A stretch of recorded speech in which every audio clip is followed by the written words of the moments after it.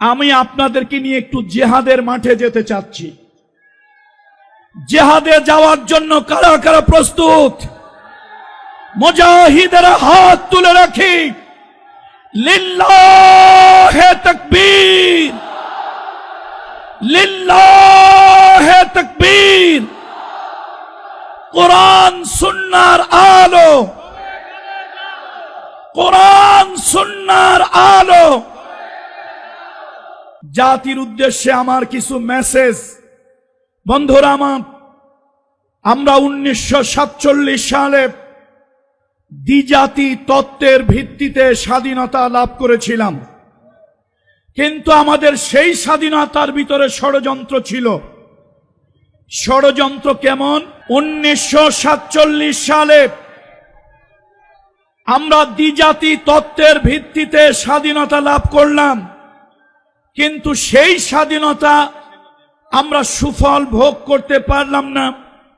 তার কারণ হলো পৃথিবীতে একটা ষড়যন্ত্রকারী জনগোষ্ঠী, ইন্ডিয়ার কিছু উগ্রবাদী জনগোষ্ঠী, ইন্ডিয়ার কিছু ষড়যন্ত্রকারী জনগোষ্ঠী আমার মুসলমানদেরকে স্বাধীনতার সুফল ভোগ করতে দেবে না বলেই তারা পাকিস্তান নামক দুইটা ভূখণ্ডে একটা দেশ তারা তৈরি করলো। দুইটা ভূখণ্ডের মাঝখানে 1000 কিলোমিটারের ব্যবধান। আচ্ছা, আপনারাই বলেন, 1000 কিলোমিটারের ব্যবধান, মাঝখানে মই নাই, চঙ্গ নাই, রাস্তা নাই, করিডোর নাই, কোন ধরনের টানেল নাই, তাহলে এই দুইটা দেশ কি করে একটা দেশ হয়? এটা সম্ভব নয়। এরপরে 1952 সালে আমাদের নিজের ভাষায় কথা বলাকে তারা কেড়ে নেওয়ার চেষ্টা করলো। আলহামদুলিল্লাহ, মাতৃভাষা আল্লাহর দেয়া নিয়ামত গুলোর অন্যতম শ্রেষ্ঠ একটি নিয়ামত। সেই মাতৃভাষা, মায়ের ভাষায় কথা বলার অধিকার আমরা ফিরে পেলাম। 1952 সালে আমরা রক্ত দিলাম। সেই রক্তের বিনিময় আমরা ভাষার স্বাধীনতা লাভ করলাম। অর্থাৎ আল্লাহ তাআলার মেহেরবানি, রক্তের বিনিময় হলেও আমরা নিজের ভাষায় কথা বলার অধিকার ফিরে পেলাম। 1971 সালে পশ্চিমাদের শোষণ, পশ্চিমাদের শাসন, বঞ্চনা থেকে জাতিকে মুক্ত করার জন্য আমার দেশে একটা মুক্তিযুদ্ধ হলো। সেই যুদ্ধে ভারত অংশগ্রহণ করেছে তার স্বার্থে, কিন্তু এই 1971 সালের মুক্তিযুদ্ধের সকল কৃতিত্ব ভারত নিয়ে যেতে চায় এবং এই দেশের হাজার হাজার কোটি ডলারের সম্পদ যারা মুক্তিযুদ্ধে অংশগ্রহণ করে আমার দেশ থেকে চুরি করে তারা তাদের দেশে নিয়ে গিয়েছে। বন্ধুরা আমার, সেই ভারতের অগ্রাসন থেকে এখনো আমরা মুক্তি পাই নাই। পাকিস্তানিদের কবল থেকে, পাকিস্তানিদের শোষণ শাসন থেকে আমরা মুক্তি পেয়েছি ঠিক, তবে ভারতীয়দের আধিপত্য, তাদের ষড়যন্ত্র থেকে এখন পর্যন্ত আমরা মুক্ত হতে পারি নাই। আমার দেশের ভিতরে অর্থনৈতিক বৈষম্য, আমার দেশের ভিতরে পানির বৈষম্য, আমার দেশের ভিতরে চাকরির বৈষম্য, আমার দেশের ভিতরে বিডিআরের যে হত্যাকাণ্ড, আমার দেশের সোনার টুকরা আর্মি এবং বিডিআরদেরকে ষড়যন্ত্র করে তারা হত্যা করে আমার দেশের সশস্ত্র বাহিনীকে তারা দুর্বল এবং পঙ্গু বানিয়ে দিতে চেয়েছিল। শুধু তাই নয়, তাদের পক্ষ থেকে ইন্ডিয়া একজন ঘসেটি বেগম দীর্ঘ 15.5 বছর আমার দেশের স্বৈরাচারী শাসক হিসাবে আমাদের মাথার উপর ইন্ডিয়া বসিয়ে রেখেছিল। ইন্ডিয়ার ভালোবাসার মানুষ এদেশ থেকে ধাওয়া খেয়ে মাত্র 45 মিনিটে ইন্ডিয়া পালিয়েছে, কিন্তু তাদের প্রেতাত্মা বাংলাদেশে এখনো রয়ে গেছে। গত 25 তারিখ সচিবালয়ে এই যে মিডিয়ার শত শত মিডিয়ার ক্যামেরা, এই মিডিয়ার ভাইদের মাধ্যমে, সোশ্যাল মিডিয়ার মাধ্যমে আমরা দেখতে পারলাম আমার জাতির গুরুত্বপূর্ণ একটা দুর্গ সচিবালয়, যেখানে রাষ্ট্রের গুরুত্বপূর্ণ নথিপত্র থাকে, সেই নথিপত্রগুলো পুড়িয়ে দিয়ে রাষ্ট্রকে ল্যাংড়া খোড়া বানিয়ে দেওয়ার জন্য, রাষ্ট্রের কার্যকে অকার্যকর করে দেওয়ার জন্য একই সাথে তারা 2 জায়গা আগুন দিয়েছে। ইলেকট্রিক শর্ট সার্কিট যদি হয় তাহলে আগুন এক জায়গায় লাগবে, এক জায়গা থেকে ছড়িয়ে পড়বে চতুর্দিকে, কিন্তু একই সাথে ইলেকট্রিক শর্ট সার্কিট 2 দিকে আগুন একই সাথে লাগতে, তাহলে এই আগুন লাগেনি, আগুন কিছু উদ্দেশ্য প্রণোদিত কিছু শকুনেরা আগুন লাগিয়ে দিয়েছে। সুতরাং আপনারা কিন্তু দেশ এখনো পুরোপুরি স্বাধীন হয় নাই। আমার দেশের আর্মি, আমার দেশের র্যাব, আমার দেশের পুলিশ প্রশাসন তারা চেষ্টা করতেছে, কিন্তু আওয়ামী লীগের অথবা সেই স্বৈরাচারীর পতিত সরকারের 2-4টা দোসর তো এখনো আছে। ভাইরা আমার, শয়তান যেরকম মরে নাই, শয়তানের সেলারাও দুনিয়া থেকে এখনো বিদায় হয় নাই। সুতরাং ষড়যন্ত্র ছিল, ষড়যন্ত্র আছে, ষড়যন্ত্র থাকবে। এই ষড়যন্ত্রের মোকাবেলা করে আমাদেরকে সামনের দিকে এগিয়ে যেতে হবে, বলুন ইনশাআল্লাহ। বন্ধুরা, কালামুল্লাহ শরীফ থেকে তেলাওয়াত করেছি। আল্লাহ তাআলা কোরআনুল কারীমের ভিতরে ইরশাদ করেছেন, ইউরিদুনা আন ইউতফিউ নূরাল্লাহি বিআফওয়াহিহিম। আল্লাহ তাআলা বলেন, বাতিলেরা, ইসলাম বিদ্বেষী শক্তিরা তাদের মুখের ফুৎকার দিয়ে আল্লাহর দ্বীনকে তারা নিভায় দিতে চায়, আল্লাহর দ্বীনকে তারা দুনিয়া থেকে মিটায় দিতে চায়। ওয়া ইয়াবাল্লাহু ইল্লা আন ইউতিম্মা নূরাহু। আর আল্লাহ তো কেবল চান তার দ্বীন সারা দুনিয়ায় ছড়িয়ে পড়ুক। আল্লাহ চায় তার দ্বীন সারা দুনিয়ায় বিজয়ী হোক। ওয়ালাউ কারিহাল কাফিরুন, কাফেরদের কাছে যতই অপছন্দ লাগুক। হুয়াল্লাযী আরসালা রাসূলাহু, আল্লাহ তাআলা তিনি তার রাসূলকে প্রেরণ করেছেন, বিল হুদা, সত্য হেদায়েত দিয়ে, অদীনিল হক, সত্য ধর্ম সহকারে, লিইউযহিরাহু আলাদ দীন কুল্লি, এই দুনিয়ায় যত বাদ মতবাদ আছে সব বাদ মতবাদের উপরে দ্বীনকে বিজয় করার জন্য আল্লাহ তাআলা সত্য দাওয়াত দিয়ে রাসূল সাল্লাল্লাহু আলাইহি ওয়াসাল্লামকে আল্লাহ তাআলা পাঠিয়েছেন। আর এই দ্বীন বিজয়ী হবে ওয়ালাউ কারিহাল মুশরিকুন, যদিও তা মুশরিকদের কাছে অপছন্দ লাগে। আজকে সারা দুনিয়ায় মুসলিম মিল্লাতের ভিতরে এক নব জাগরণ আসতেছে। আমাদের নতুন জেনারেশন ইসলামের দিকে ঝুঁকে পড়তেছে। এদেশের তাগুত বাতিল শক্তি এটা কোনোভাবেই মেনে নিতে পারছে না। তাম দুনিয়ার মুসলমানদেরকে, যুব সমাজকে দ্বীন থেকে দূরে রাখার জন্য, দ্বীন থেকে মাহরুম রাখার জন্য, তাদেরকে ইসলাম থেকে অন্য মতাদর্শের দিকে ঝুঁকিয়ে দেওয়ার জন্য তাম দুনিয়ার বাতিল শক্তিগুলি নানান ধরনের চক্রান্ত, নানান ধরনের ষড়যন্ত্র তারা করতেছে। এই ষড়যন্ত্রের মোকাবেলায়, এই চক্রান্তের মোকাবেলায় আমাদেরকে দ্বীন ইসলামকে বিজয়ী করতেই হবে। কথা ঠিক কিনা বলুন? দ্বীন ইসলামের বিজয় আমরা কারা কারা চাই? আবেগ দিয়ে কি দ্বীন ইসলামের বিজয় হবে? আবেগ দিয়ে নয়, বিবেক দিয়ে কাজ করতে হবে। বাতিলের মোকাবেলায় মুসলমানদের শক্ত দুর্গ গড়ে তুলতে হবে, তাহলেই আল্লাহর দ্বীনকে এই দুনিয়ার ভিতরে বিজয় করা সম্ভব হবে। পৃথিবীতে যত মতাদর্শ আছে, পৃথিবীতে যত মতাদর্শ আছে, সব মতাদর্শের উপরে ইসলামকে বিজয় করার জন্যই আল্লাহ তাআলা ইসলামকে পৃথিবীতে পাঠিয়েছেন। আল্লাহ তাআলা রাসূলুল্লাহ সাল্লাল্লাহু আলাইহি ওয়াসাল্লামকে দ্বীন ইসলাম দিয়েছেন সকল মতবাদ, সকল মতাদর্শের উপরে বিজয় করানোর জন্য।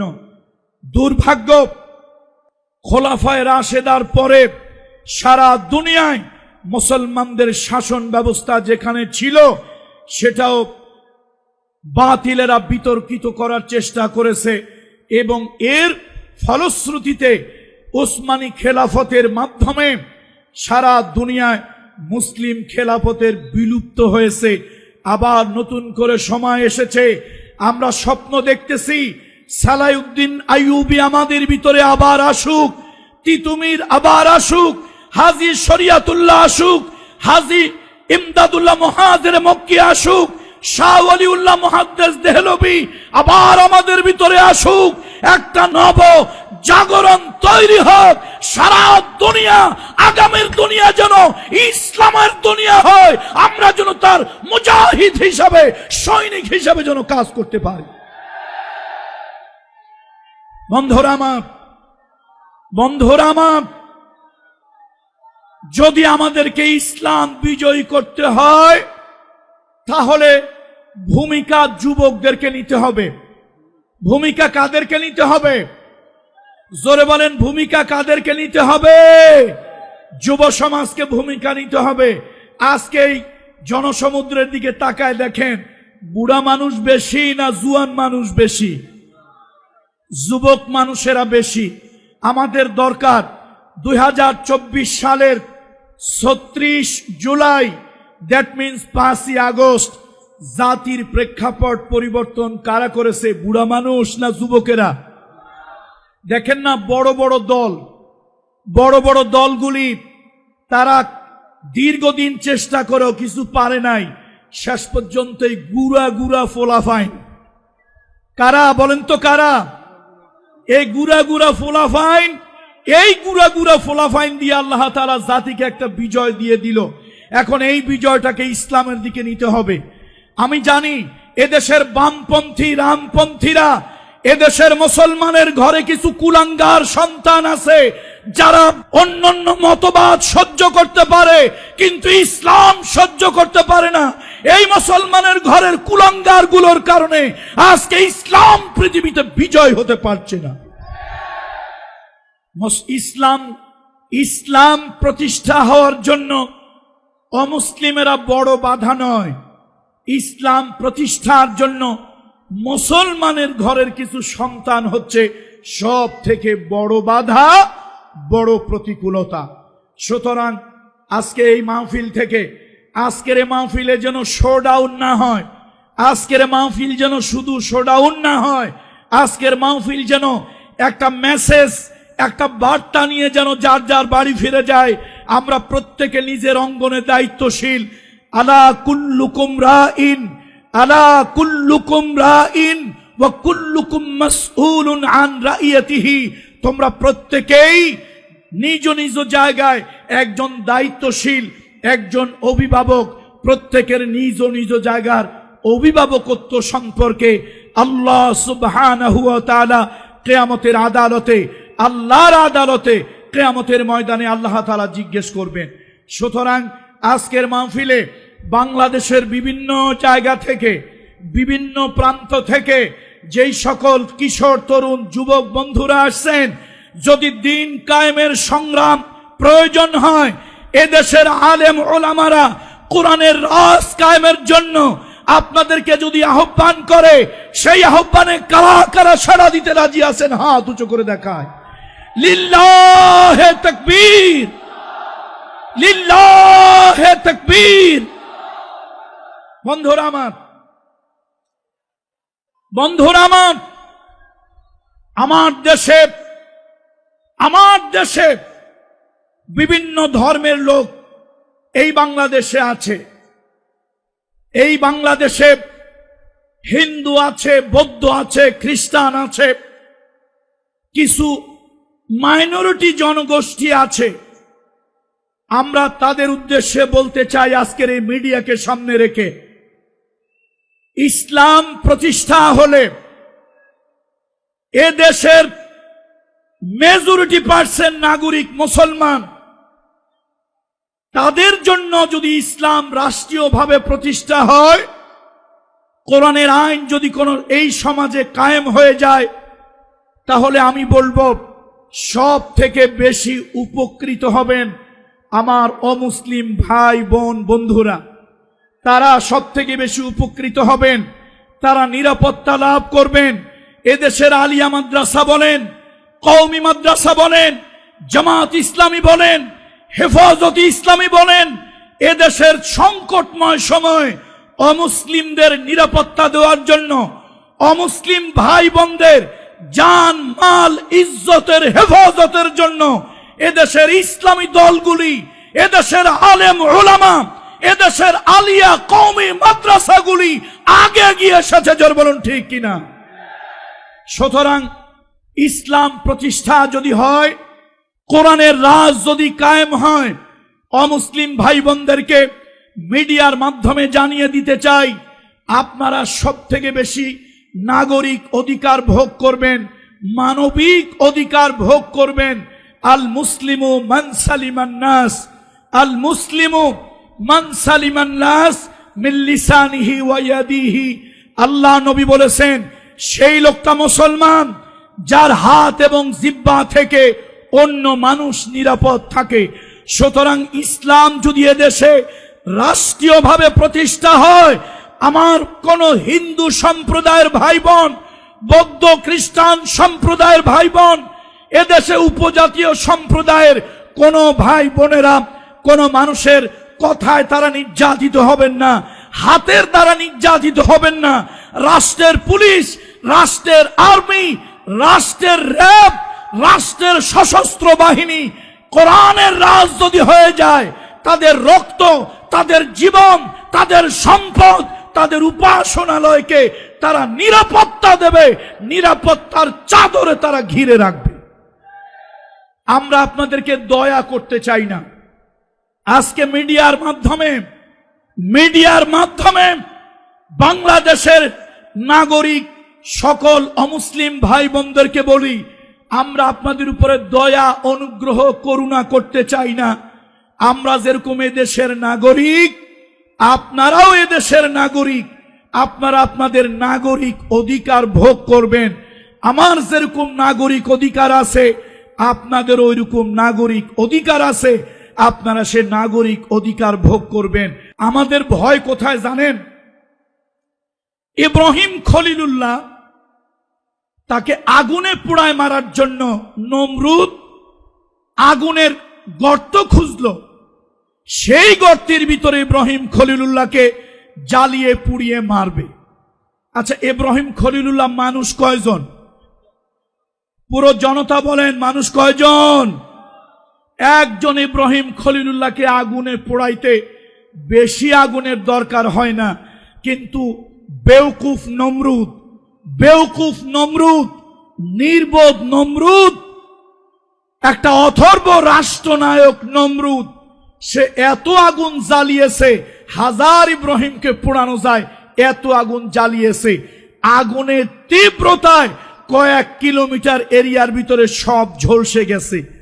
আগুন যখন দাউ দাউ করে জ্বলছে, তাফসীরের ভিতরে আসছে কয়েক ক্রোশ এলাকার ভিতরে আগুনের তীব্রতায় যখন প্রবেশ করা যাচ্ছে না, তখন ছোট্ট একটা প্রাণী এসে আগুনে ফু দিতেছে। তার নাম হলো লফিনী, তার নাম হলো কাকলাস, তার নাম হলো কাল্লাস, তার নাম হলো কালিশ। এই কালিশ, এই কাকলাস, এই লফিনী হাজার হাজার মানুষ পোড়ায় মারা যায়। এই তীব্র আগুনে কেউ সে ফু দিয়া আরো তীব্র বানাতে চাচ্ছে। এই লক্ষ জনতার কাছে আমার প্রশ্ন বিবেকের কাছে, আচ্ছা বলেন তো, একটা, 10টা, 1000, 1 লক্ষ, 1 কোটি কালিশ, কাকলাস, লফিনী যদি ফু দেয়, তাহলে আগুনের ছাতার মাথা কিছু টের পাবে? 1 ইঞ্চি আগুন বাড়বে, 1 জাররা আগুন বাড়বে না। কিন্তু এই লোফিনী ফু দিয়েছে নমরুদের পক্ষে, ইব্রাহিম খলিলুল্লাহর বিপক্ষে, আল্লাহর পয়গম্বরের বিপক্ষে, সত্যের বিপক্ষে, আর জালিম স্বৈরাচারী নমরুদের পক্ষে। পক্ষান্তরে একটা নিরীহ প্রাণী, নিরীহ একটা প্রাণী, নাম হলো ব্যাঙ। এই ব্যাঙ এসে প্রস্রাব করে দিয়েছিল। আচ্ছা, আপনাদের কাছে আমার প্রশ্ন, একটা ব্যাঙের প্রস্রাব কটুক ভাই? কয় কেজি, কয় মন? একটা ব্যাঙের প্রস্রাব জাররা পরিমাণে হবে, সামান্যতম হবে। সেই 1 ফোঁটা প্রস্রাব, 1 জাররা প্রস্রাব ব্যাঙ প্রস্রাব করেছিল এই আশা, এই নিয়াত যে ইব্রাহিম খলিলুল্লাহর জন্য জ্বালানো আগুন নিভে যাক, আগুনের তীব্রতা কমে যাক। হাজার লক্ষ কোটি ব্যাঙ এক জায়গা হয়ে প্রস্রাব করলেও আগুনের কোনো আপনার উপকার হবে না, আগুন নিভবে না। কিন্তু ব্যাঙ সে ইব্রাহিম খলিলুল্লাহর পক্ষে, ইব্রাহিম খলিলুল্লাহর পক্ষে, নমরুদের বিপক্ষে ভূমিকা নিয়ে আগুনের দিকে প্রস্রাব করেছিল। আজকে দুঃখ লাগে, মুসলমানের ঘরে বিভিন্ন রাজনৈতিক দলের নামে এরকম কাল্লাসের মতো, কাকলাসের মতো, লফিনির মতো, কালিশের মতো কিছু কুলাঙ্গার সন্তান মুসলমানের ঘরে আছে, যারা ফু দিয়া ইব্রাহিমের আগুন বাড়িয়ে দিতে চায়। জোরে বলুন ঠিক কিনা? সুতরাং দিন কায়েমের কথা যখনই আসে, কোরআনের বিধান কায়েমের কথা যখনই আসে, এ জাতিকে যখন ইসলাম বিজয়ের কথা যখনই আসে, মুসলমানের ঘরের এরকম কুলাঙ্গারেরা, 2-1টা কুলাঙ্গারেরা তখন বাধা হয়ে দাঁড়ায়, তখন তারা প্রতিবন্ধকতা হয়, তারা নানান ধরনের অজুহাত খোঁজে। এই মাঠে আমি বলেছিলাম ইমানদারের হাত কয়টা ভাই? ইমানদারের হাত কয়টা? 2টা, ডান হাত, বাম হাত। মুনাফিকের হাত হলো 3টা, ডান হাত, বাম হাত। সব কথার মাঝখানে ঢুকায় দেয় 1 হাত, তার নাম অজুহাত। সুতরাং এই সমাজে এই মুনাফিক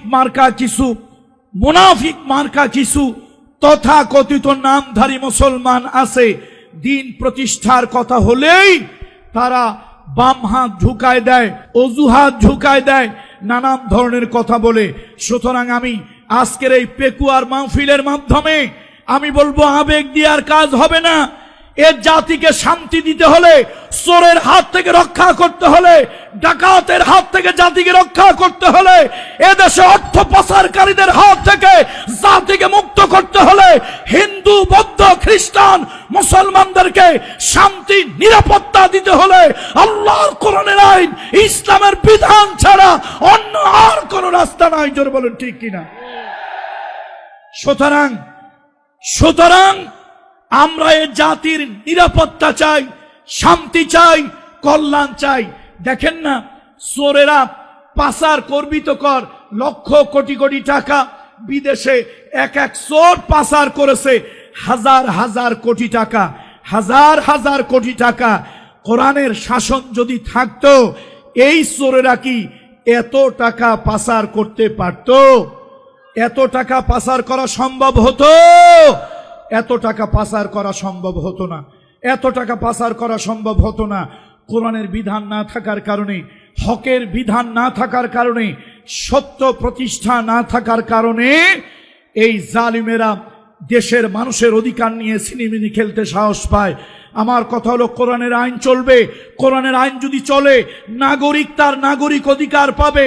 রাষ্ট্রের একজন সাধারণ গরিব হিন্দু, রাষ্ট্রের একজন সাধারণ গরিব খ্রিস্টান, রাষ্ট্রের একজন সাধারণ গরিব উপজাতি, সে তার নাগরিক অধিকার পাবে। তার কারণ হলো, কোরআনের আইন যদি প্রতিষ্ঠা হয়, কোরআনের রাজ যদি প্রতিষ্ঠা হয়, কোরআন জানিয়েছে ওয়া আকসিতু ইন্নাল্লাহা ইউহিব্বুল মুকসিতিন ওয়া আকসিতু ইন্নাল্লাহা ইউহিব্বুল মুকসিতিন। সুবিচার করো, সুবিচার করো, ন্যায় বিচার করো, ইনসাফ করো। আল্লাহ তাআলা সুবিচারকে, ন্যায় বিচারকে, ইনসাফকে পছন্দ করেন। আল্লাহ তাআলা সুবিচার, নাগরিক তার নাগরিক অধিকার পাবে না যখন তার দেশের ভিতরে সুবিচার না থাকবে। বন্ধুরা আমার, দলীয়করণ, আত্মীয়করণ ইসলামে নাই। মুহাম্মদুর রাসূলুল্লাহ সাল্লাল্লাহু আলাইহি সাল্লাম মদিনায় একটা রাষ্ট্র প্রতিষ্ঠা করলেন, রাষ্ট্র প্রতিষ্ঠা করলেন। আল্লাহর হাবিবের একজন সাহাবী নবীজির কাছে এসে বলল, ইয়া রাসূলুল্লাহ, এই রাষ্ট্রে আমাকে একটা চাকরি প্রদান করুন। আল্লাহ রাসূল ফাদরাবা আলা মানকিবি, নবীজি তার ঘাড়ের উপরে থাপ্পড় মারলেন। আর নবীজি রাগ হয়ে বললেন, ইন্নাহা লা আমানাতুন, শোনো, এটা একটা আমানত। রাষ্ট্রের চাকরি, রাষ্ট্রের চাকরি, রাষ্ট্রের দায়িত্ব একটা আমানত। এই আমানত যার তার কাছে দেওয়া যায় না, যেই সেই ব্যক্তির কাছে রাষ্ট্রের আমানত দেওয়া যায় না। আজকে দুর্ভাগ্য, দুর্ভাগ্য, রাষ্ট্র যখন যারা চালান তারা দলীয়করণ, আত্মীয়করণ, স্বজন প্রীতি এমন ভাবে করে যে রাষ্ট্রের বড় বড় গুরুত্বপূর্ণ পদের ভিতরে কিছু অযোগ্য, অথর্ব, অকর্মণ্য কিছু লোকজন রাষ্ট্রের উঁচু উঁচু পদে তারা সব পদগুলি দখল করে নেয়। বন্ধুরা আমার, রাসূলুল্লাহ সাল্লাল্লাহু আলাইহি ওয়াসাল্লাম আল্লাহ নবীর কাছে, নবীজি যখন মদিনা ইসলামী স্টেট প্রতিষ্ঠা করলেন, একটা কল্যাণময় রাষ্ট্রের ভিত্তি যখন স্থাপন করলেন, তখন রাসূলুল্লাহর কাছে যেই সাহাবীরা চাকরি চেয়েছিল, আল্লাহ নবীর কাছে যারা চাকরি চেয়েছিল, রাসূলুল্লাহ তাদেরকে সবাইকে যোগ্য মনে করেন নাই, চাকরি দেন নাই। আল্লাহ নবী বলেছেন, শোনো, কিয়ামতের ময়দানে রাষ্ট্রের এই দায়িত্বটা যদি ঠিকভাবে আদায় করতে না পারো, আল্লাহর আদালতে খেয়ানতকারী হিসাবে, কিয়ামতে বিচার দিবসে খেয়ানতকারী হিসাবে উঠবে। আর রাষ্ট্রের গুরুত্বপূর্ণ দায়িত্ব পেয়ে যারা জনগণের দায়িত্ব ঠিক মতো আদায় করবে না, রাষ্ট্রের দায়িত্ব, ডিউটি ঠিক মতো পালন করবে না, এই লোকগুলোকে কিয়ামতের দিন গাদ্দার বলা হবে। লিকুল্লি গাদ্দারুন লিয়াউন, প্রত্যেক গাদ্দারের জন্য একটা পতাকা থাকবে। আর এই পতাকাগুলি আমি বলি না, রহমতের নবী মুহাম্মদ রাসূলুল্লাহ বলেছেন, কিয়ামতের ময়দানে রাষ্ট্রের চাকরি করে জনগণের অধিকার যারা আদায় করবে না, বিশেষ দলীয় এজেন্ডা বাস্তবায়নের জন্য জনগণের উপরে নির্যাতনের স্টিম রুলার চালাবে, রাষ্ট্রের সম্পদ যারা তসরুপ করবে, রাষ্ট্রের সম্পদ যারা চুরি করবে, আমি বলি না, রহমতের নবীর হাদিস, কিয়ামতের দিন এদেরকে গাদ্দার বলা হবে। কি বলা হবে বলেন? আওয়াজ দিয়ে বলেন, কি বলা হবে? গাদ্দার বলা হবে। বলেন, কি বলা হবে? গাদ্দার বলা হবে। লিকুল্লি গাদ্দারিন লিওয়াউন, প্রত্যেক গাদ্দারের জন্য একটা পতাকা থাকবে। আর লোকেরা দাঁড়িয়ে দাঁড়িয়ে দূর থেকে বলবে, হাদা গাদ্দারুন ফুলানুন, হাদা গাদ্দারুন ফুলানুন, এ হলো অমুক গাদ্দার, অমুক গাদ্দারের পতাকা। এই সব গাদ্দারগুলি, আপনি রাষ্ট্রের এমপি হন, রাষ্ট্রের মন্ত্রী হন, রাষ্ট্রের ডিসি হন, রাষ্ট্রের ওসি হন, রাষ্ট্রের এসপি হন, রাষ্ট্রের যে কোনো দায়িত্বে আপনি আসেন, সে দায়িত্ব আপনার উপরে আমানত, সে দায়িত্ব আপনার উপরে আমানত। আল্লাহ দয়া করে দিয়েছে জনগণের সেবা করার জন্য। আপনি যদি আদালতের বিচারক হন, আপনার বাহিরের চর্মচোখ অন্ধ থাকবে, আপনার অন্তরের চক্ষু প্রখর থাকবে। সে অন্তরের দৃষ্টি দিয়ে আপনি দেখবেন, অন্তরের দৃষ্টি দিয়ে দেখে আপনি বিচার করবেন। আপনি বাহ্যিক চোখ দিয়ে দেখবেন না, কে কালো কে ফর্সা এইটা দেখবেন না, কে আপন কে পর এইটা দেখবেন না। আপনি যখন রাষ্ট্রের বিচারক হবেন, আপনার চর্মচোখ অন্ধ থাকবে, অন্তর্দৃষ্টি প্রখর থাকবে, এবং সেই অন্তর্দৃষ্টি দিয়ে দেখে এরপরে আপনি বিচার ফয়সালা করবেন। সুতরাং আসুন, আমরা একটা কল্যাণময় রাষ্ট্র চাই, আমরা একটা কল্যাণময় রাষ্ট্র চাই। এই জেনারেশন, নতুন যারা দেশ স্বাধীন করলো, তাদেরকে কি বলা হয়? তাদেরকে কি বলা হয়? জেন জি নাকি জেনারেশন জি? এই জেন জি, জেড, তাদেরকে আমি বলি, আপনারা তো দেশ স্বাধীনের জন্য 1000-এর উপরে নতুন প্রজন্ম আপনারা জীবন দিয়েছেন। যারা চোখ হারিয়েছে, পা হারিয়েছে, আহত হয়েছে, মারাত্মকভাবে আহত হয়েছে, এই জনগোষ্ঠীকে আমি বলবো, জনতাকে বলবো, দুনিয়ার জন্য আপনারা রক্ত দিলেন, জীবন দিলেন, আসুন সত্য প্রতিষ্ঠার জন্য, ন্যায় প্রতিষ্ঠার জন্য, ইনসাফ প্রতিষ্ঠার জন্য, হক প্রতিষ্ঠার জন্য, কল্যাণময় রাষ্ট্র গঠন করার জন্য, যেই রাষ্ট্রে গরিব আর ধনীর ব্যবধান থাকবে না, যেই রাষ্ট্রে হিন্দু, বৌদ্ধ, খ্রিস্টান, মুসলমান কোন ব্যক্তি নাগরিক হিসাবে তার ধর্মীয় বিবেচনায় সে বিবেচিত হবে না, সে মানুষ হিসাবে বিবেচিত হবে, নাগরিক হিসাবে বিবেচিত হবে, এমন একটা কল্যাণময় ইসলামী রাষ্ট্র করার জন্য আবার যদি আন্দোলন করা লাগে, আবার যদি লাঠি ধরা লাগে, আবার যদি মাঠে নামা লাগে, সত্যের জন্য, হকের জন্য, দিন বিজয়ের জন্য, ইসলামী খেলাফত, ইসলামী রাষ্ট্র প্রতিষ্ঠা